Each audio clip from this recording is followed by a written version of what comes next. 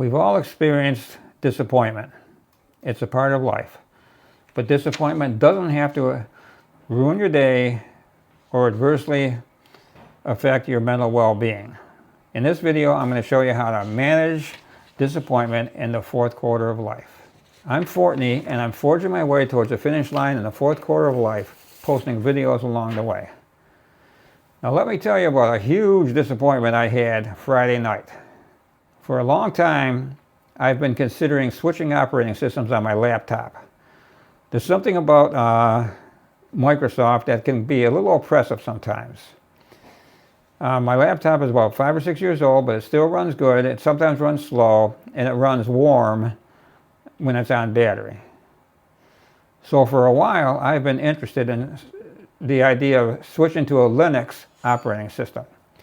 Now the research I did indicated that the people at Linux are making it easier and easier for people to switch from Microsoft over to their Linux programs. There's 5 or 6 variants, and the one I selected was supposed to be the most Windows-like, and it was called Zorin 18 Core. That's the free version. There's a paid version also. So I was really excited about this because I did a little reading on it and was supposed to make the computer run cooler, quicker. It was like, not only do you get a new operating system to play around with, but it also it like tunes up your laptop. So I was really psyched about doing this. So during the week, I downloaded the necessary programs. There was 2 of them, and I bought a USB thumb drive because that's all you needed to switch operating systems and start your new life in Zorin 18. So late Friday night, after a tough week at work, when I was very tired, I kissed my wife goodnight and retreated to a distant part of the house with my phone, with my trusty AI app on it, and got started. Now, being tired and not very tech savvy is not a good recipe for success. I had problems from the get-go. Now, the first thing you have to do is there's 2 programs. There's the installer. There's a program that flashes that puts the program onto the thumb drive, and then away you go. So I plugged in my thumb drive, and in order to flash the drive or put the one program on the thumb drive, should have taken 10 minutes. Took me about an hour. The AI kept telling me to look for a file, and I couldn't find it to save my life. Me and my AI program were at each other's throats. But I finally, somehow, luckily found it, transferred it to the program that flashes the hard drive called Rufus. And who would name a program Rufus anyway? And then, once it was ready, I flashed the hard drive. I mean, flashed the thumb drive, and that was a big step forward, a real endorphin rush there. So I was ready to proceed.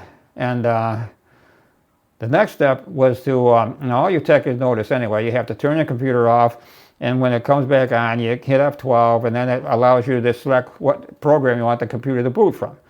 So that's what I did, and the screen came up, and it asked me what I wanted to boot from, and I tried to boot from the thumb drive, but it wouldn't let me.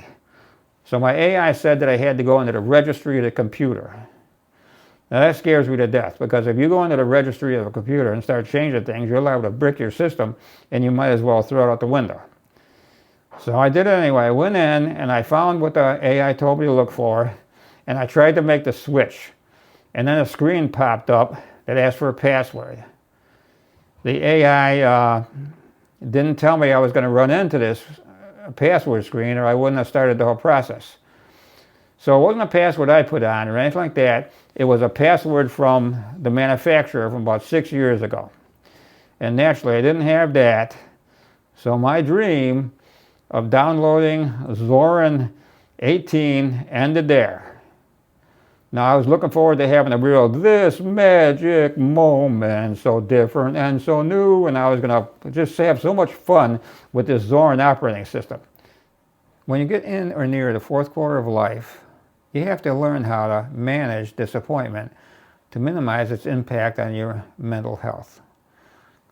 Now, disappointment is a thought or a feeling. It happens in your mind. And your mind should be your sanctuary where you mentally rest. To some degree, your mental well-being can depend on how well you handle disappointment.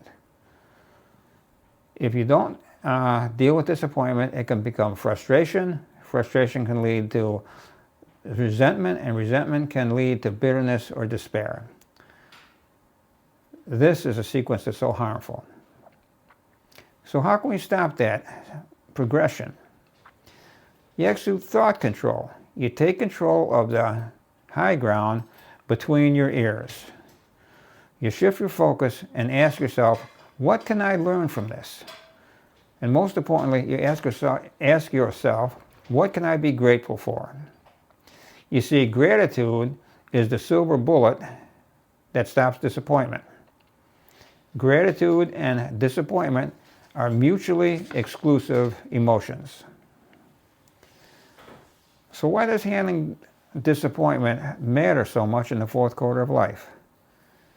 Because your emotional energy at this point is precious. You don't have time for negativity. And honestly, we really don't know how much time we have left. And you've earned the right to protect your mental peace, and that can be so health promoting. The important takeaway here is disappointment is unavoidable, but that unhealthy mental spiral from disappointment down to despair is avoidable. Feel disappointment, let it go, and then move on with gratitude, purpose, and perspective. And that's how I handled my Friday night disappointment. I switched to gratitude, and I remembered that I still had a functional laptop that I used to make YouTube videos. And then I could sleep, and then the entire weekend wasn't ruined with my bad attitude. So those are my thoughts on handling disappointment in the fourth quarter of life. If you found this video useful at all, consider giving it a like, maybe subscribe, and share it with somebody who could benefit from this information.